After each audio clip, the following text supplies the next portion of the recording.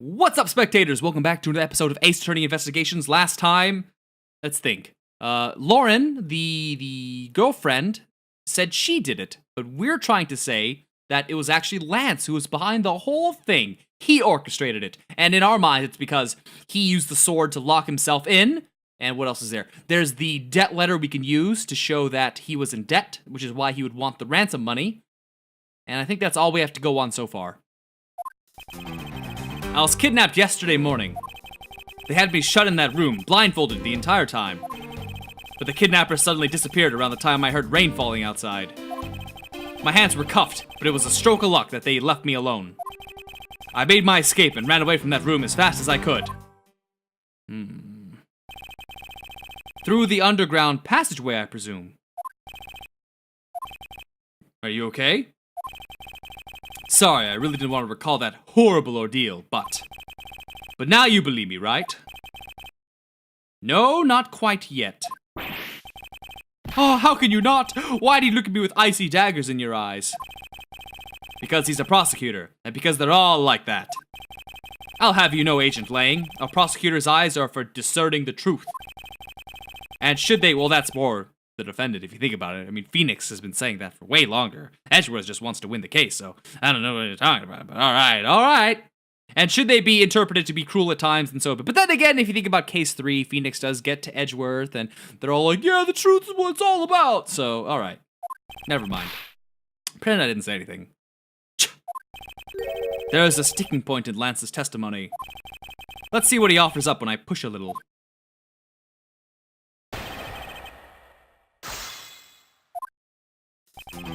I was kidnapped yesterday. Hold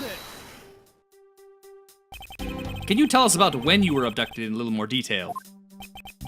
It was a strange morning. I felt like I was right in the middle of a great calm. And where were you when you experienced this calm? Our family garden, of course. Where else could it have been? Well, excuse me for asking. This child is more princess than prince. Oh, that's so great. In one statement, he said, "Excuse me, princess." I was out taking a walk to shake off the morning blah. The morning blah? Then, out of the blue, someone from behind clamps a hand over my mouth. Okay. The clamps! You didn't see your attacker? They must have used some drug to knock me out. Because before I knew it, I was off in La La Land again. When I woke up, I was in the kidnapper's hideout already, all tied up. They had me shut in that room, blindfolded the entire time. Hold it. Boom, boom, boom. Ba, ba, ba. By that room, you mean the room in the kidnapper's hideout, correct? Yes, but I was blindfolded the whole time, so I didn't know that until I made my escape. Then you were in the same room as your kidnappers. They spoke in hushed tones, but I could catch bits of their conversation. It was definitely 2 people, and one of them was definitely a woman. I was so scared. I could tell they were nearby, so I didn't dare make a move. Coward. But the kidnapper suddenly disappeared around the time I heard rain falling outside. Hold it. Disappeared. The room fell into a sudden silence. I had been left behind like an unwanted mutt. And what do you mean by unwanted mutt? What a pointless question. It's not like he's going to tell you anything new, you know. It's a poetic simile. You should learn how to use them, too. You may look refined on the outside, but it's no good if you're not refined on the inside as well. What the fuck did you just say to me? Grab that gun, shoot him, blah blah! My hands were cuffed, but it was a stroke of luck that they left me alone. Hold it. Calling Edgeworth unrefined? He's got the, oh shoot, what do you call them? Oh shoot. Oh, what do you call those? It's gonna drive me crazy. The thing, his like ascot scarf, it's, what do you call when they're all starts with an F, doesn't it start with an F? Shut up. Then those cuffs on your wrists, I suppose you are still cuffed in that case. I am well aware of how I am chained to reality. I couldn't find the key, so I'm afraid that I'm stuck like this. Even though I escaped from that jail cell, I'll forever be a prisoner. Don't be so dramatic. I made my escape and ran away from that room as fast as I could. Hold it. How did you manage to escape? I wanted to just get out of there, but the door leading outside was locked, which is why I had to use the underground passageway to make my escape. I remember our escape to be equally as hard. This is an invaluable piece of testimony. I must let it go unexamined. The door leading outside was locked tight, except it wasn't. Because we have the proof to show by the sword, because it was locked by the sword. By underground passageway, you mean the one that the staff uses to travel unnoticed? I suppose that's what it's for, but I didn't run into any staff members on my way out. And once I was up top, I was busy trying to find a member of the police. And that is when you found us congregated at the stadium, I suppose. Let me ask you then, how did you get a hold of the key to the underground door? That was easy. It was hanging right there in the room on the wall. I do recall a key hanging on the wall right beside the table. Boy, does that bring back memories of our situation and how we made our escape. Indeed. And although the door in the floor of the room led to an underground room, the door in the floor of the room next door had a secret passageway. Well, that's a fun sentence to say. The door in the floor of this room next door. A secret passageway under a theme park. Ooh, that just sounds like so much fun. Is there something off about the way Lance made his escape? Oh my, yes. Oh, wait, we gotta go all the way back? Okay. Nope. Door locked. There it is. Now just show off the sword. You say that the door leading out was locked, but was it really? Hey, they just flew off. Hey! We're talking about that room behind that saloon front, right? Look, I heard that it took quite a few men to get that thing open. Right, Sheena? Yes, that's correct. Then take a look at this. What is that, a sword? It's not an especially reliable one if it's broken like that. Allow me to start from the end. My conclusion is that the door was never locked. It was simply held shut by the sword, which was used to jam the handle. Lance, even though your hands were cuffed together, you could still use them. If that's the case, then why did you not simply remove the sword and escape? Why didn't I? I was disoriented. Yes, that's it. I didn't notice it. As if I should accept such a bold-faced lie. His hands are ginormous. You locked yourself in that room because you had to make yourself look like the victim. But you did not, in fact, possess the key to the door. That is why you used the prop sword to improvise and create a sword of your very own. You've been making this guy out to be one of the kidnappers for some time now. I wonder if you've forgotten something very important along the way. And what would that be? A motive! What else? Do you honestly think that an upright, pure boy like him would hatch up a completely pointless scheme such as kidnapping himself? He was in debt, dumbass! This proves that Lance did indeed have a motive to commit this crime. Here it is! Take that! To put it simply, Lance has a very urgent need for money. This is hardly a typical love letter. It is, in fact, a collections bill. It appears our upstanding boy has accumulated quite a debt. Isn't that right, Lance? Looks like it's hard being the son of a rich man, too. It must be rough when you have to resort to stealing from your old man, huh? Alright, I give up. Lance! It's over, Lolly. In this life, we really are bound to our fates after all. All I wanted was to go with you to a new town, somewhere where no one would know us. I wanted us to be well off with that $1 million bucks, but now that dream is over. Oh, Lance! Then, you are giving yourself up? Yes, I had planned to run away from this world with my lolly. Oliver even helped us with the plan, but then he had to go and stab us in the back. He turned on you. Maybe he didn't want to split the ransom money. That's my guess. It happened almost right after you made the drop-off. When we were alone, he attacked me all of a sudden. After a brief struggle, I was able to contain him and keep him under control. We left him inside that room as Lolly and I made our escape. We wore different costumes and split up. Lolly left first in the Blue Badger costume. That would mean the person Officer Meekin saw was Miss Pops. But right then, the old man just had to wake up. I was careless, and he tackled me pretty hard from behind. Then, Oliver put on a Bad Badger costume. Took the suitcase with $1 million and ran. I contacted Lolly right away and warned her that he had a gun. They had no idea that they were related, so I thought that it could only end badly. I still don't believe it. That person was not my father. Because if he was, whatever. Lolly, then it really was you. Chain of events. That man was not my father. I mean, because at the stadium, there was a Bad Badger pulling the suitcase with the 1 million in it. But that badger pointed his gun at me, aiming to shoot me dead. That's why I used the gun I got from Lance. There was a gunshot, the other person crumpled to the ground, and I ran scared for my life. From Lance. Lance's gun? Where did Lance get the gun? Meekin's? I don't know. I think the big picture is finally coming into focus, don't you? Lolly, forgive me. I didn't think it would turn into something so frightening. If only I could have protected you.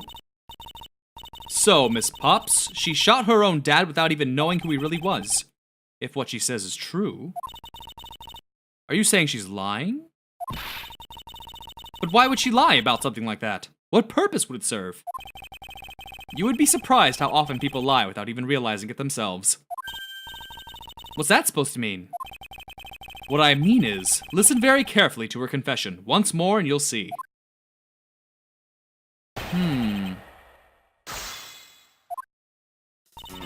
That man was not my father, I mean blah blah blah. Hold it! Ba, ba, ba. Please calm down and let's slowly talk through this. But all you have to do is simply tell us what happened at the stadium. Leave it to us to search out the truth. Can you do that for me? Alright, so at the stadium,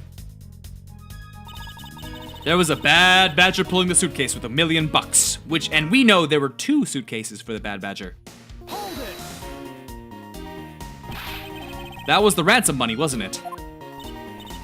That's how I was able to identify Mr. Deacon almost immediately. It was all thanks to what Lance told me. And what did he tell you? Well, he called me on my cell phone and told me that Mr. Deacon had betrayed us and had run off with the ransom money. So she didn't even get to see it. And about how he had a gun. But that badger pointed his gun at me, aiming to shoot me dead. Hold it! Were you able to clearly see the gun? Yes, I got a very good look at it while it was pointed at me. Oh, Father, why would you try to shoot me? Do you really think a father would shoot his own daughter, Mr. Edgeworth? I don't know. I don't want to believe it myself.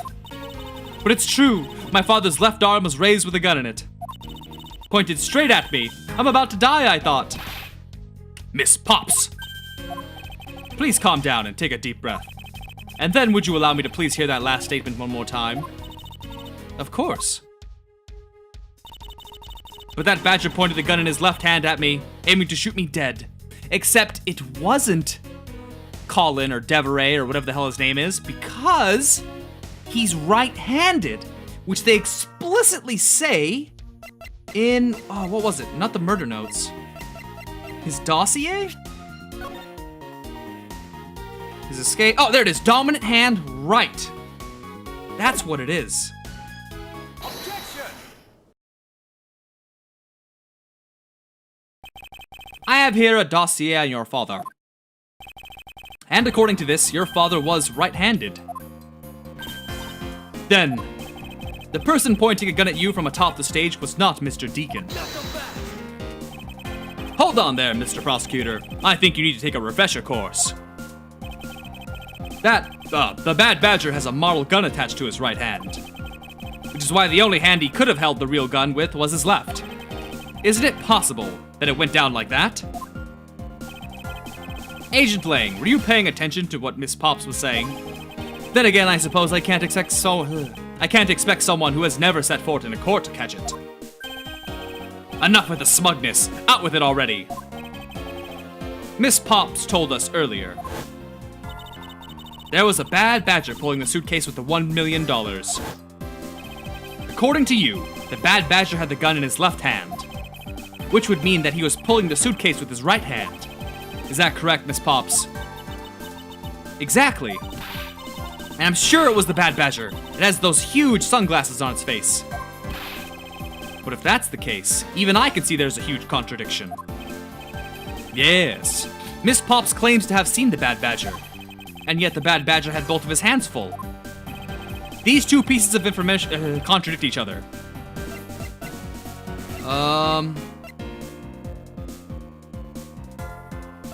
Both are correct. Yeah, because one of the hands had the gun ripped off. They are both correct. Impossible! That just leaves us with an irresolvable contradiction. Miss Pops' entire statement rests on the fact that she saw his sunglasses and beard.